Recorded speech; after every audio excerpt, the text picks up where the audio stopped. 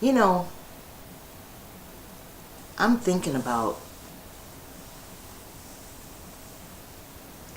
I'm really sincerely thinking about business.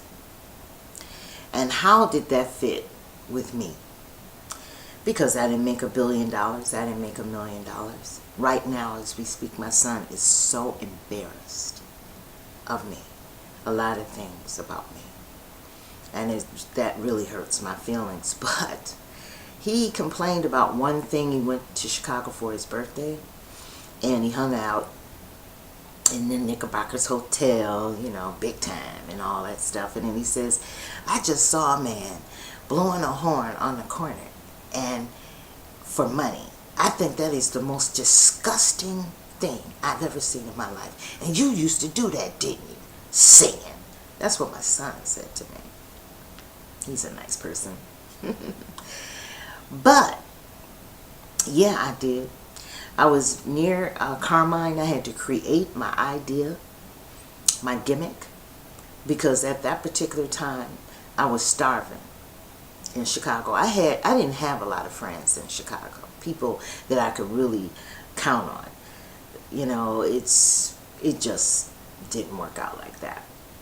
But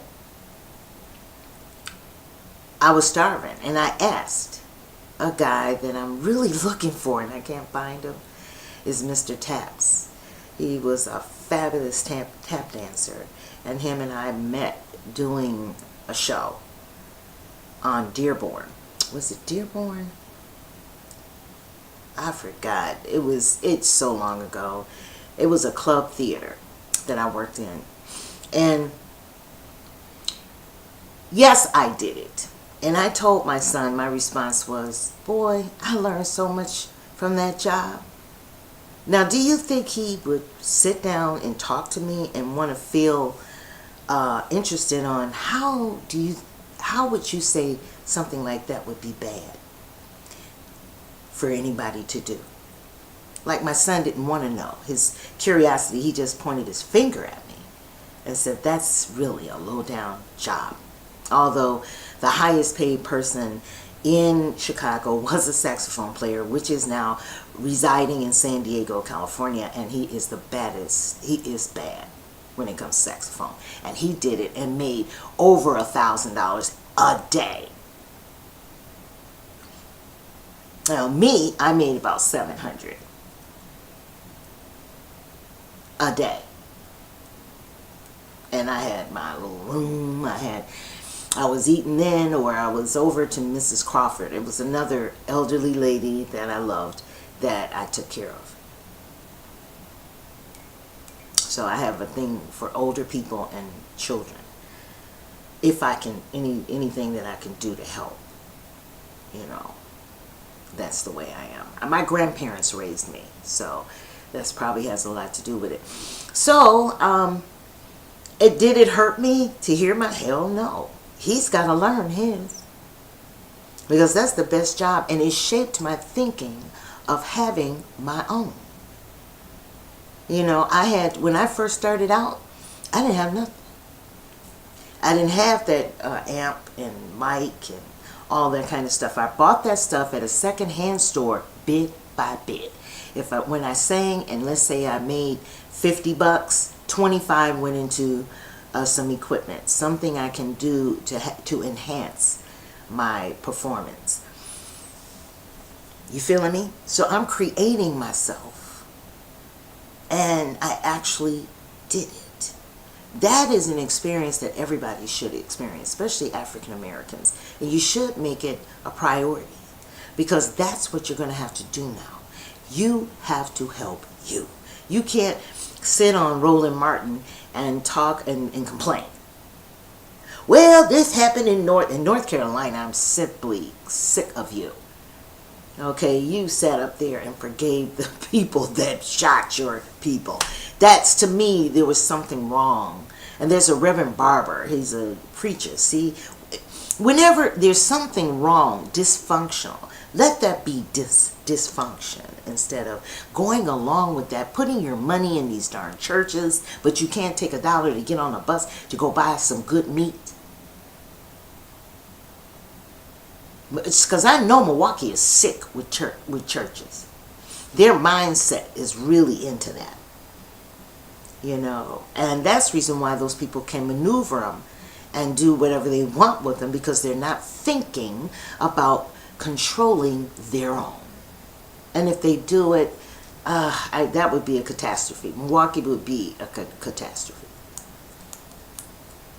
And because of the mindsets there. And they're just lost. And let me tell you, Milwaukee, because you did not correct Obama or asked Obama for anything, and instead praising everything that he did because he's black, now it's your time to pay for it. Because you are a non-factor. You look on the news, you look on there's no black, Mr. Trump ain't said nothing about no black agenda. He, you know what a billionaire like that is, what he was saying, why can't you people get your own money? And you can. I made that $700 when I was broke. A day. On a show that I created. And got known for it. Kim Whitley slapped me 100 one time after insulting me on New York, New York. I want to get in touch with her, so see if she remembers that. Melinda Williams from Soul Food, she came on a regular basis to me. She said, yeah, girl. And she would bring her man with her. And they would dance off of My Funny Valentine, or, you know, because I do other standards. And it was just the best experience I ever had. But it showed me my strength. And so many times, strength is hidden, subconscious. If you've lived with those mindsets all these years, get rid of it. Practice it. Pursue your own knowledge of your history. And Facebook helps, because I done found a lot of good articles in Facebook that would lead me to another thing to research and another thing. And you'll live your whole life with history. And make you a better black person. Because you know what you have to have, and that was during the Haitian Revolution, that's what the African said. You have to know yourself so good and take care of yourself so good before you can make any advancements in anything. It's just like on the last video, I'm talking about the Harley Davidson. You know, it's great to get an education and work for Harley Davidson. That's really great. But now it's time to break off and start your own business, if it's baking pies. And you know what? One of the things that to start your own, one of the things that I'm trying to say, starting your own business is really healthy for self. I mean, everybody should have their own business. Black. You can't afford not to make money and generate that money within the community, because there's a lot of money in the black community and you're not utilizing it. So somebody like Trump can see that. You're not doing anything. You don't care, so why should I? You should have a store here. If you don't like this store, take that spot and get that store. Now, Trump would say something like that. Kick him out. You know, be strong. Don't be weaklings and going crying to people all the time every time something happens. Work it out. Businesses, middle-class blacks want to be white. That's their problem. I know, I looked at Roland Martin. He's always measuring anything about black people up against if they're white, if they're black. You hear that so much on his show.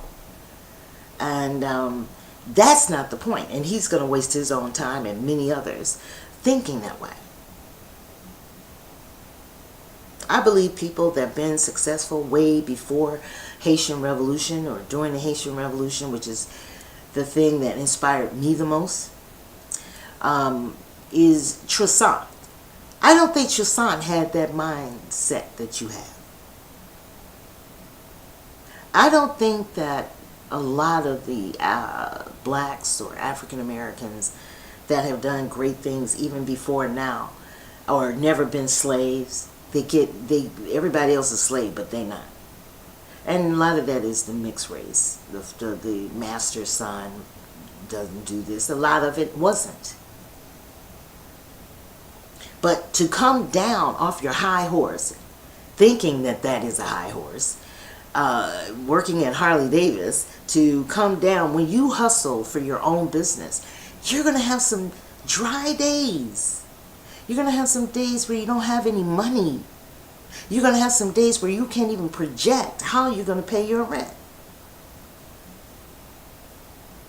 That's part of, hustling your own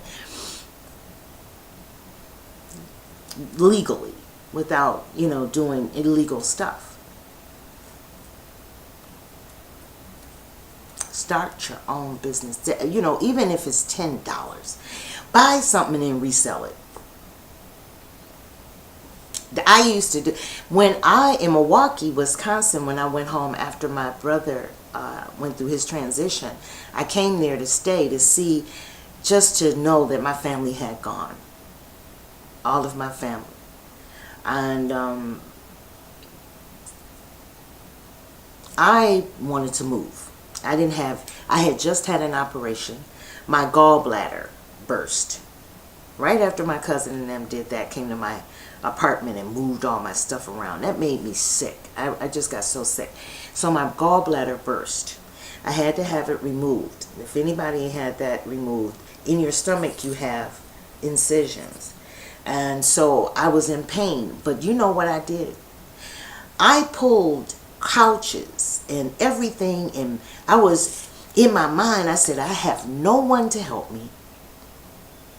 I have no one to call. And I am sick, and I have a big hole in my stomach. What in the hell am I going to do? And I stood back and I looked around. I said, because this is not going to defeat me. I've been through too much. I'm going to make it through this. I stood back and I looked, and in the spirit, my ancestors came. The very ones that I came to see that they were gone, came to help me think, and because I was listening. Okay? And something says, sell all this. Everything in the apartment. Sell it, and you will have your rent.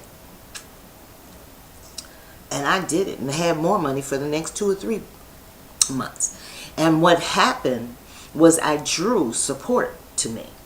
My landlord came to visit me, and he said, you know what? Anybody that would pull, and I had it going on too. My sale was the bomb. There was music. The little kids loved to come every day. Couples, because I had pictures and I had everything. And beautiful green couch. I wonder if I ever got rid of that couch. I didn't sell anything in my bedroom. I sold everything in the living room. TV, pictures, all that. And I did get my rent money. And bought me some more furniture. So try that. Make it a habit to think like that. Make your own money and survive, on your own. And then black people wouldn't have, if we did everything on our own, we wouldn't have any problems. If there was a landlord right now, black landlord that I can go to and rent an apartment, but we don't have nothing. You work for Harley Davis. You're making them big.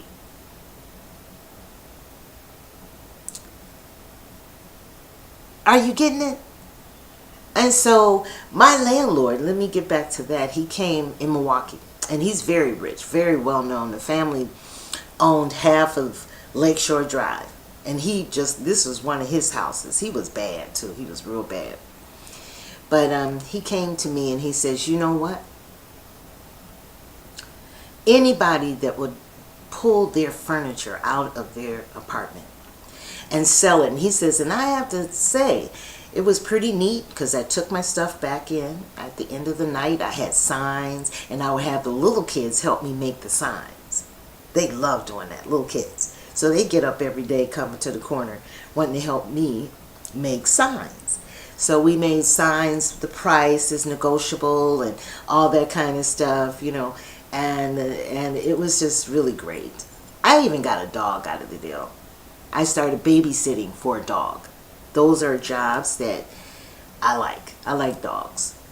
So I had him for, what, a year. His mommy was a flight attendant. So, yeah. My landlord said, I'm going to give you a month that you don't. He didn't take that money. So I took that money and bought me some new furniture. See, you don't know the journey unless you try. And when you try, people see that and they will help you. And you generate, because the real law is not human beings. The real law is the law of the universe. And when you attract that energy from the universe, things happen. Now, I didn't make it as a big entertainer. And I'm 57 in February. I ain't even gonna try. Okay, after all the stuff I went through, because predestination I believe in.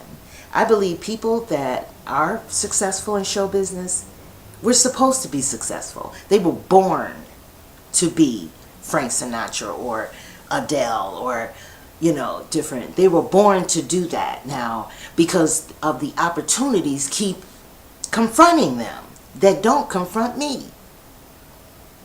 So the failure in life is to pursue things that are not for you.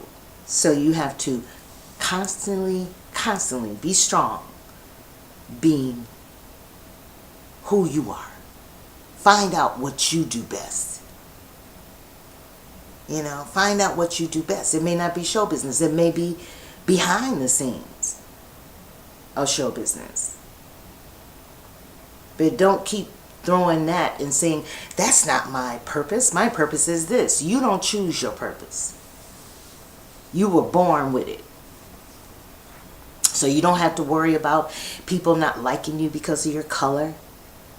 You know, I am the least person for it to worry about somebody not liking me because of my color. In fact, when they do that, I say, good, I don't have to be bothered with them. So they can give me my peace, because I love my peace and quiet, and I like to do things, the things that I'm doing now, I like to do. I like being by myself because I can work and create a whole lot better. But when you do bigger projects, you need other people, and that's not good with me. You know, I would have to hire an assistant or something like that and have her do it. You know, because I don't like dealing with people. I don't. I like being by myself. So, think, it leads you, the story I was telling you, it didn't lead me to pay my rent.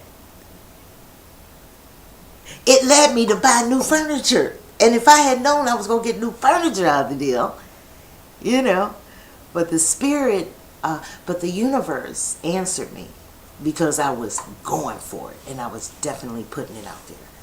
And that's how I survived to be here to talk to you and do blogs today.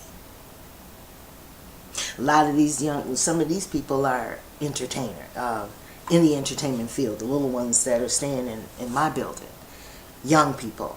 And what they really don't know is that it is a predestination. Melinda Williams, she didn't even want to do Bird. She was just married and a new baby. She did not want to go there and do that series. Over and over again. She said, but the opportunity kept coming back to her. Kept coming and kept coming. And there she was, Bird, and very successful after that. It's predestination. You don't make your own destiny when it comes to nothing, really. You create your own destiny.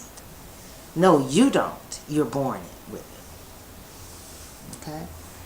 So, That's my dance, y'all. It done got that bad. Everybody have, and let me say again, I want to get rid of some of you friends. I want you gone. So I don't want you to take yourself off before I have to. Okay?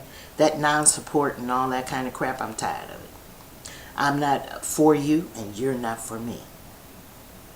Ashe.